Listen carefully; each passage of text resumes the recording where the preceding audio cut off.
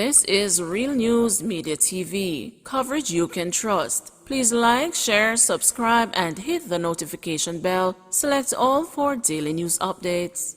Good morning, my Real News Media TV family. Thank you so much for tuning in this morning, and I'm wishing for everyone a wonderful and productive day. And in the news this morning for June 12, 2023, Chang visits home of murdered 8-year-old child. On Sunday, Deputy Prime Minister and the Minister of National Security, Dr. Harris Chang, along with Commissioner of Police, Major General Anthony Anderson, and representatives of the Jamaica Constabulary Forces Chaplaincy Unit and the St. Catherine South Police Division, visited the family of 8-year-old Daniel Rowe, who was abducted from school, physically harmed, and later died in hospital. Chang, in describing the incident that involved the slashing of the child's throat, said this is a tragedy and an extreme act of brutality. He assured the family and the country that all the investigative teams of the GCF will be on a non-stop drive to track down the perpetrators of the brutal act and bring them to justice.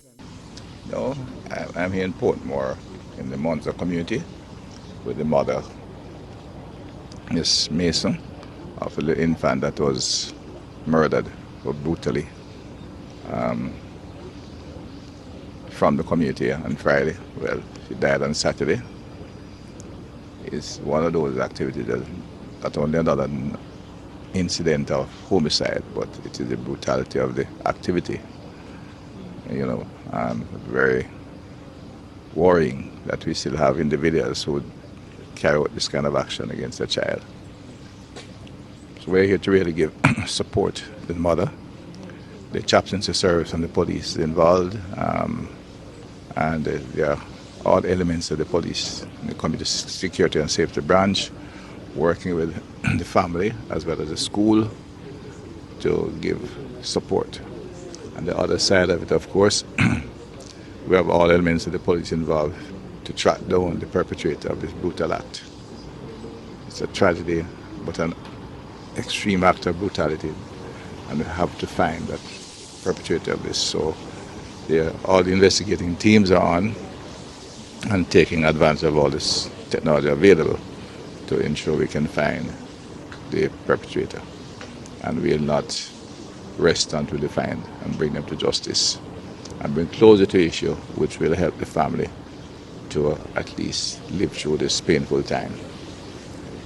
There are two other siblings, a little one, 4-year-old, who of course will require support, and will be missing his sister for a long time. The 16-year-old will seem more stronger, but is the one that requires even greater support because she fully understands what's happening and will ensure that they'll not only be this short visit, but in the medium term, the kind of professional counsel required for the family will be provided. I think the elements of the chaplain service will be going to the school and working with the school as well. It's a primary school, so the entire school is feeling the pain and hurting. We're going to work and do whatever is required to give support and find the perpetrator.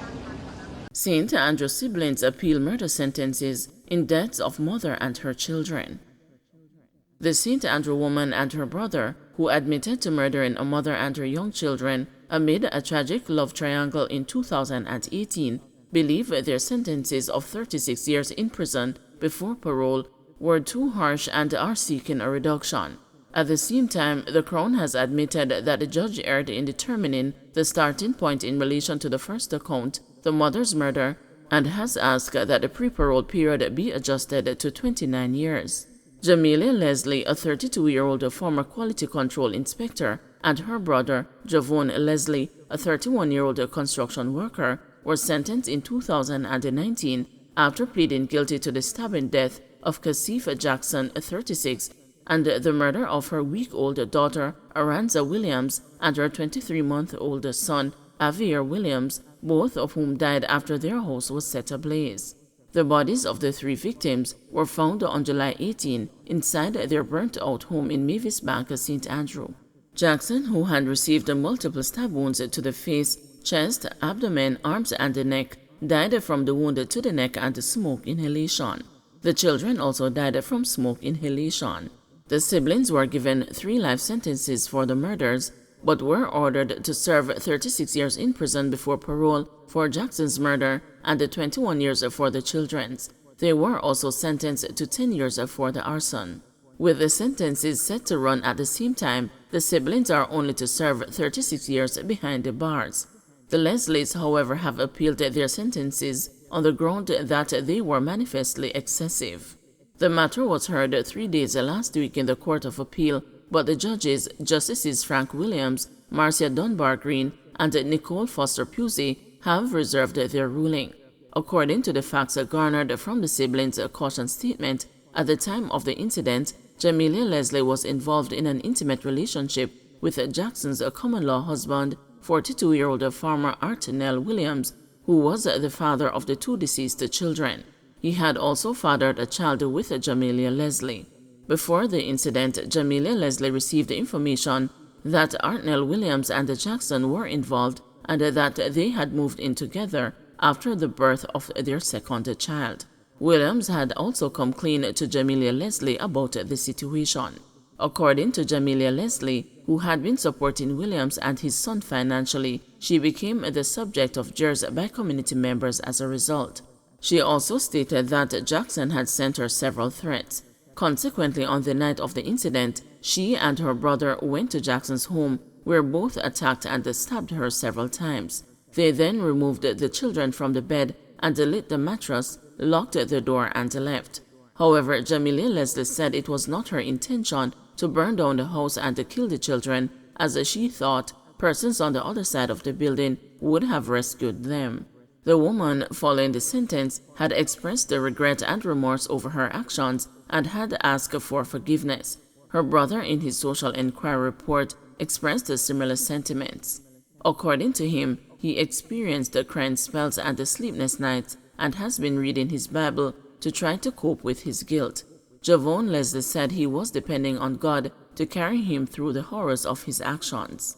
Attorney at law Sanjay Smith represented him, while Andrea Walters represented his sister. Smith told the news that both made similar submissions in which they argued that the sentence was reasonable given that 2 infants were killed in the attack, but that the siblings should have been given greater discounts considering that they had indicated their guilt from the onset and that their sentence as a result should be reduced. According to Smith, the court should consider giving his client the maximum discount of 33 1/3 for the early guilty plea or place greater weight on that as a mitigating factor. Smith also argued that the sentencing structure used by the judge was unusual and that it departed from the norm in that the higher sentence is not usually imposed on the first count. He submitted that the starting point should have been 18 years and not 30 years. The Crown, in its submission, argued that the sentences for all the charges, except for Jackson's murder, were within range and appropriate, and has asked the court to affirm the sentences.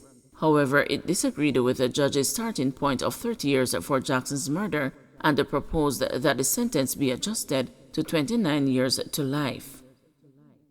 Don't forget to like, share, subscribe, and hit the notification bell. Select all for daily news updates.